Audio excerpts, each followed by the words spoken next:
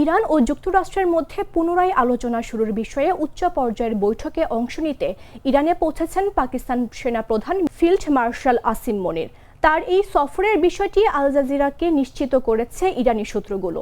ইরানের পররাষ্ট্রমন্ত্রী পাকিস্তানি সেনাপ্রধানের নেতৃত্বে একটি উচ্চ পর্যায়ের প্রতিনিধি দলকে স্বাগত জানিয়েছেন। এর আগে ইরানের রাষ্ট্রীয় টেলিভিশন জানিয়েছিল, এই উচ্চ পর্যায়ের পাকিস্তানি প্রতিনিধি দলটি ওয়াশিংটন থেকে একটি নতুন বার্তা নিয়ে আসবে ও একই সঙ্গে আলোচনা পুনরায় শুরুর উপযুক্ত সময় নির্ধারণ ও যুদ্ধবিরতি সংশ্লিষ্ট কিছু অমীমাংসিত বিষয়ে আলোচনার কথা রয়েছে। ইরানের পক্ষ থেকে বলা হচ্ছে, লেবাননে যুদ্ধবিরতির শর্তগুলো পুরোপুরি বাস্তবায়িত হয়নি। এছাড়া ইরানের জব্দ করা সম্পদ ছেড়ে দেওয়ার বিষয়টি তেহরানের কাছে অন্যতম গুরুত্বপূর্ণ দাবি।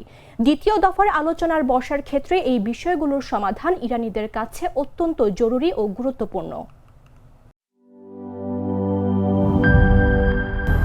200-র বেশি সার্ভিস ও ফিচারে লেনদেনের সব বিকাশ অ্যাপে সম্ভব।